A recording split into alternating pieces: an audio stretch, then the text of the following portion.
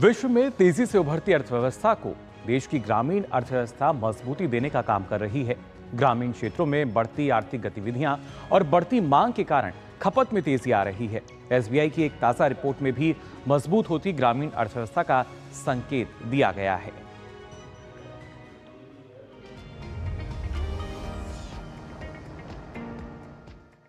देश के विकास में ग्रामीण अर्थव्यवस्था की अहम भूमिका है। आज के समय में भारत के ग्रामीण क्षेत्रों में ग्रामीण अधिक खर्च कर रहे हैं। गांव में न केवल कृषि संबंधी संसाधनों की अधिक बिक्री हो रही है, बल्कि गांव में फ्रिज, दोपहिया वाहन और टीवी की खरीदारी भी सबसे उच्च स्तर पर है। ऐसे में बाजारों में बढ़ती मांग से ग्रामीण अर्थव्यवस्था मजबूत होती नजर आ रही है। साथ ही बढ़ते हुए कृषि उत्पादन और बढ़ती मांग के कारण निजी खपत में भी तेजी आ रही है। तो वहीं इस साल बेहतर मानसून से भी ग्रामीण इलाकों में खपत बढ़ने का अनुमान है। वहीं एसबीआई की एक रिपोर्ट के अनुसार भी ग्रामीण अर्थव्यवस्था में मजबूती के संकेत नजर आ रहे हैं। एसबीआई का मानना है कि इस साल जनवरी से मार्च के दौरान वैश्विक स्तर पर भी महंगाई में कमी आई है और वैश्विक जीडीपी में मजबूती आ रही है। अंतर्राष्ट्रीय मुद्रा कोष यानी आईएमएफ ने वर्ष 2024 और 2025 में वैश्विक विकास दर 3.2% रहने का अनुमान लगाया है, जो पिछले साल से अधिक है। आरबीआई ने चालू वित्त वर्ष 2024 और 25 की पहली तिमाही यानी अप्रैल से जून में जीडीपी विकास दर 7.5%, तो पूरे वित्त वर्ष में 7% की विकास दर रहने का अनुमान जताया है। आरबीआई ने वित्त वर्ष 2023 और 24 की आखिरी तिमाही यानी जनवरी से मार्च की विकास दर 7.3% रहने का अनुमान लगाया है, जबकि एसबीआई ने इस अवधि में विकास दर 7.4% रहने का अनुमान जताया है। इस बढ़ोतरी से वित्त वर्ष 2023 और 24 की विकास दर 8% के स्तर को छू सकती है। एसबीआई की रिपोर्ट के अनुसार इस साल जनवरी से यात्री वाहन बिक्री, हवाई यात्रियों की संख्या, जीएसटी संग्रह, क्रेडिट कार्ड ट्रांजैक्शन, पेट्रोलियम खपत, टोल संग्रह जैसी विभिन्न आर्थिक गतिविधियों में लगातार बढ़ोतरी हो रही है। डीजल खपत के साथ दोपहिया वाहनों की बिक्री में बढ़ोतरी ग्रामीण अर्थव्यवस्था की मजबूती को दर्शा रहा है। Bureau report, DD news.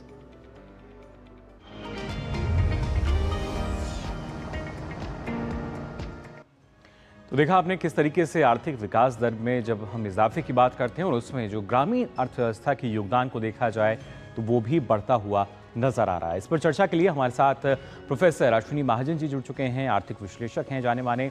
Ashwini ji, बहुत बहुत स्वागत आपका इकोनॉमी टुडे में। सबसे पहले आपसे जानना चाहेंगे, जब ग्रामीण अर्थव्यवस्था की हम बात करते हैं, किस तरीके से आपने इसमें बदलाव देखा है? देश की अर्थव्यवस्था में तो हम सभी जान रहे हैं कितना आमूलचूल जो परिवर्तन है वो देखे हैं, लेकिन जो ग्रामीण अर्थव्यवस्था है, ग्रामीण क्षेत्र हैं, वहां पे किस तरीके से मजबूती नजर आ रही है?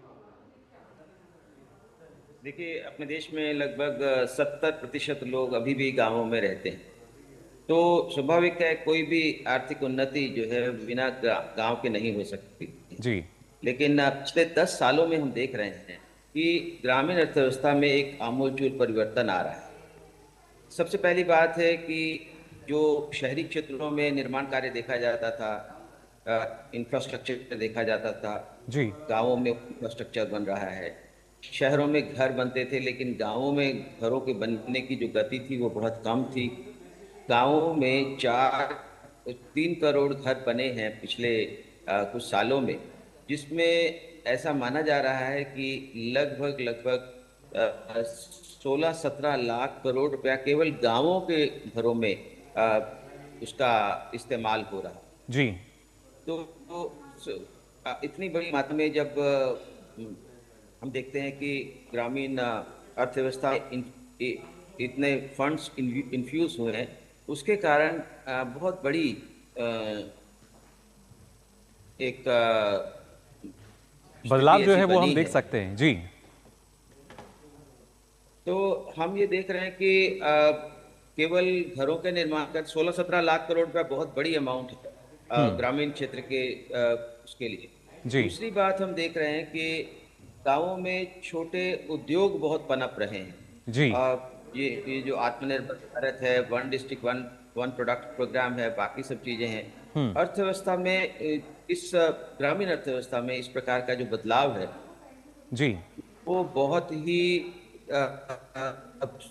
जिसको हम कह सकते हैं एक सुखद अनुभव दे रहा है, क्योंकि यदि यदि 70% लोगों का आर्थिक विकास होता है जी। तो उसका उसका असर हम देख रहे हैं कि हमारी ओवरऑल इकोनॉमिक एक ग्रोथ रेट पर भी पड़ रहा है। जी। और हम देख रहे हैं कि जो बहुत सारे ऐसे आर्थिक विश्लेषक विदेशों से भी लोग इस साल विकास दर को कम आंक रहे थे।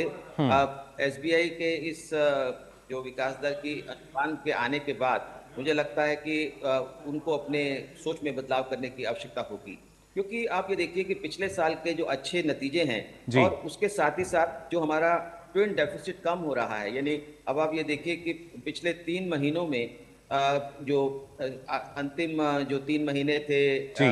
पिछले वित्त वर्ष के, जी। उसमें उसमें हमारा जो बैलेंस ऑफ पेमेंट जिसको डेफिसिट कहते थे अब सरप्लस में चला गया है। जी। उधर उधर जनवरी से मार्च के दौरान। हाँ, जी। ये जनवरी से मार्च के दौरान जी। इस बार सरप्लस में चला गया है। और केवल इतना ही नहीं है कि हमारा जो दूसरा डेफिसिट है, इसको फिस्कल डेफिसिट कहते हैं, जी। वो भी बहुत कंट्रोल में है, जिसके कारण इन्फ्लेशन कंट्रोल में है। आज हम देखते हैं कि पिछले साल की उस 22-23 की तुलना में 23-24 में हमने करीब करीब 18 बिलियन डॉलर सस्ता तेल खरीदा। जी। तो बल्कि उससे भी ज्यादा 25 बिलियन डॉलर तेल सस्ता खरीदा। और बहुत आवक भी आ रही है फॉरेन एक्सचेंज की, वो भी बहुत ज्यादा आ रही है। रुपया भी स्टेबल हो रहा है। पिछले जी। पिछले 2 महीनों में रुपया जो है वो 37 पैसे बढ़ गया है। जी। यानी लगभग 0.44% की इसमें वृद्धि हुई है रुपए जी। की वैल्यू में।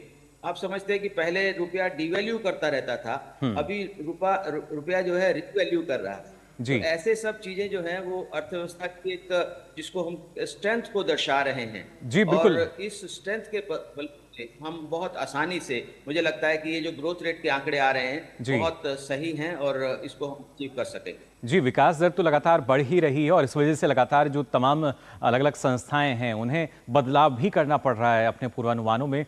लेकिन जब हम ग्रामीण अर्थव्यवस्था की बात करते हैं और शुरुआत में आपने भी कहा कि जो विकास का रास्ता है, वो गाँव से होकर गुजरता है और उसी के बदौलत अब जो विकास है, वो हमें गाँव में नज़र आता है। सरकार की नीतियों की खास तौर से बात की जाए या इसके अलावा आज के समय में हम कहते हैं कि जो परचेजिंग पावर है, वो आम आदमी का बढ़ा है। ना सिर्फ शहरी तबके में, बल्कि ग्रामीण क्षेत्रों में भी हम देखते हैं किस तरीके से इलेक्ट्रॉनिक इक्विपमेंट की बात की जाए, ऑटोमोबाइल सेक्टर की बात की जाए, ये इसमें एक इजाफा जो है वो लगातार हमें नजर आता है। इसकी बदौलत अगर देखा जाए तो आने वाले समय में जो तेजी है, क्या वो और ज्यादा नजर आएगी?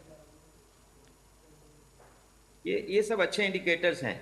जो ग्रामीण क्षेत्रों में जो परचेजिंग पावर बढ़ी है, ज़्यादा टेलीविज़न, ज़्यादा दोपहिया वाहन, इस प्रकार से जो खरीदने की गति बढ़ी है, वो वास्तव में एक सुखद अनुभव दे रही है। और मुझे लगता है कि गांवों में बढ़ती हुई आमदनी जी। और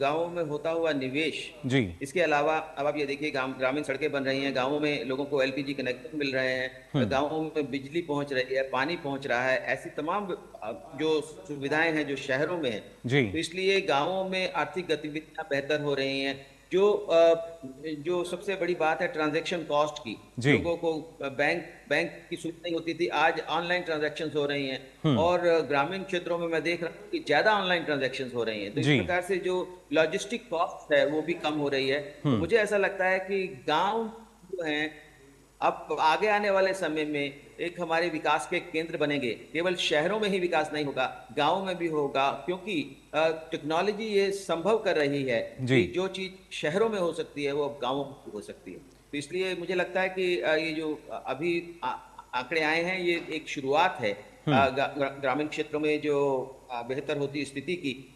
आगे चल करके हम देखेंगे, क्योंकि गांवों और शहरों की आमदनी में बहुत बड़ा अंतर है। उस अंतर को पाटने से ही हम केवल हम मात्र हम पाटेंगे, उसके कारण ही हमारी जो ग्रोथ रेट है वो आप अभी 7.4% 5% की बात कर रहे हैं, कहीं 10% तक भी पहुंच सकती है।